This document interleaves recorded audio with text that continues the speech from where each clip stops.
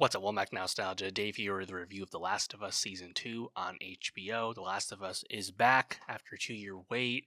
Of course, the adaptation of the very successful PlayStation video game franchise, and probably you would consider from a quality standpoint the single greatest video game adaptation in terms of movies and TV. And of course, that's actually been less of an accomplishment than it used to be, but the video game curse is, of course, truly broken with the massive commercial success recently seen from the Super Mario Brothers movie and Minecraft at this very moment.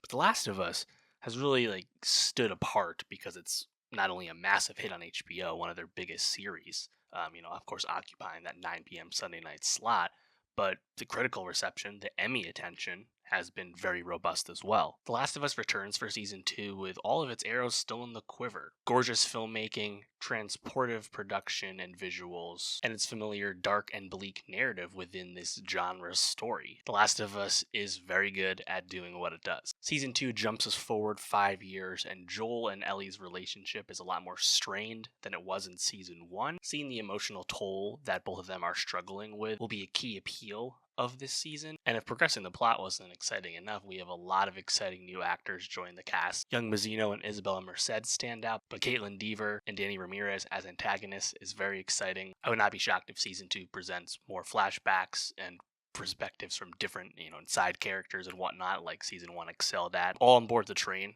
Honestly, I have no reason to doubt the creative team behind the show at this point. Craig Mazin and HBO have proven a lot with that first season, and now I get to see it continue. I think it's great that the series takes a step forward, this 5-year jump. We're still back in Jackson, Wyoming, where we were, in the back half of season 1. I believe this is more or less in line with the game's narrative. Of course, I actually haven't completed the games. I played some of the first game, but I do like how it starts in media res, back more in the present time of the end of season 1, that finale, where you have Caitlin Dever as Abby and Danny Ramirez as Manny introduced alongside some of their compatriots, and they want to avenge Joel's massacre of the Fireflies at the end of season 1.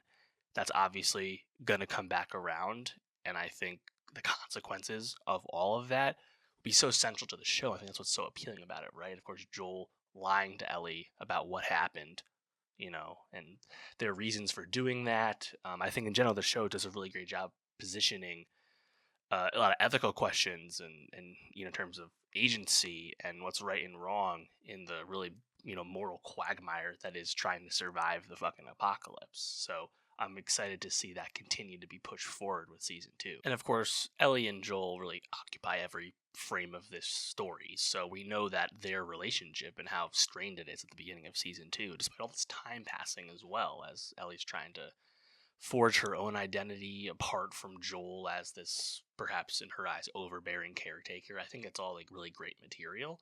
And I think now obviously we're just kind of waiting for the other shoe to drop. Of course, the way the first episode of season 2 ends, that exposed copper pipe has cordyceps within it. They're exposed. Unfortunately, it seems like the Jackson encampment, the sanctuary that it is not long for this story. So we will see that unfold, I think, in due course. But really great to see young Mazzino on the show. He was great on Beef. That was his, breakout role, and he's had a few little things pop up since, but this is going to be great. Also excited to see Isabella Merced, who I think is really coming to her own as a younger actor. She was in Alien Romulus recently. She'll be in Superman as a Hawk Girl.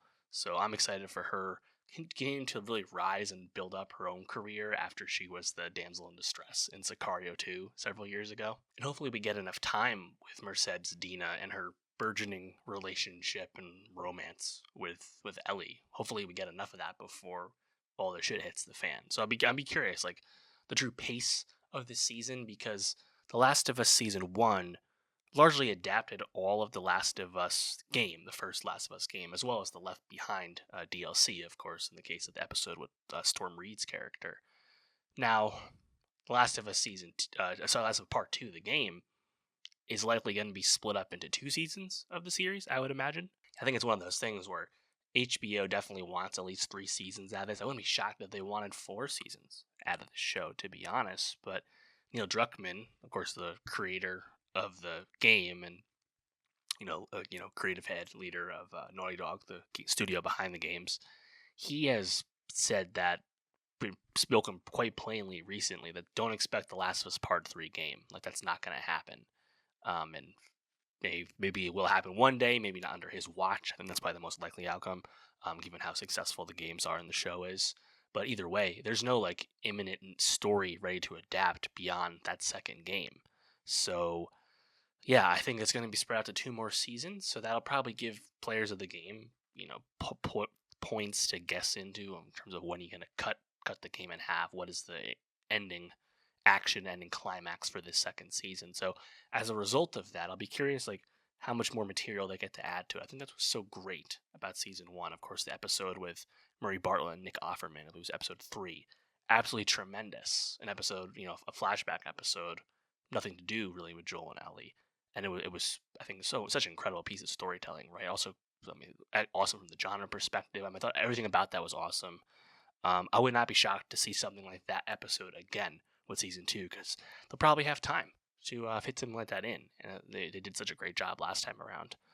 But yeah, I mean, I think this is one of those shows where Craig Mazin, going from Chernobyl right into this series. I mean, God, he's now up there as one of our great, TV creators. Certainly, like of our current TV creators. We always think about like the people of the golden age of television. You think of like your Vince Gilligans, your David Chases, your David Milches, Matthew Weiners, all the people behind the great golden age pantheon series, right? Well, all of them are not really working to the same degree anymore, right? For various reasons. Some of it due to age, some of it due to other reasons. But in terms of like who are like the TV goats right now, I think Mazin's like in that mix in a major way, and that's awesome. Good for him. He's crushing it so far. I've really complete faith between you have Neil Druckmann involved with the vision of the show, alongside Mazin, alongside of course HBO's steady hand and impeccable track record. I mean, I have no reason to doubt the show, and I think it's very successful at doing what it does. Some of Pedro Pascal's best work, honestly, as an actor. You think about him, he's someone that I think just to maybe the average person, maybe we're a bit oversaturated on Pedro Pascal these days. He's been a lot of stuff, a lot of high profile stuff of late, and of course that will be continuing as he debuts in Marvel in the Fantastic Four in just 2 months. I think that's a fine take to have, that Pedro Pascal's so, not, I don't call him boilerplate because he's such a great talent, but like he's so mainstream at this point. But if you think about all of his work, honestly, like I think after Oberyn Martell, the breakout role on Game of Thrones, rest in peace, I think his work as Joel was probably his next best role, his next best work, to be honest. I think the amount of grief he's able to carry and how he internalizes that, a lot of great facial acting, like it's great stuff from Pascal. I'm not tired of him at all, especially when he's playing Joel. And then Bella Ramsey, I think this has been a big test for her thus far, as they've been coming of age since debuting on Game of Thrones at a very young age, of course, but acquitted themselves well on season 1.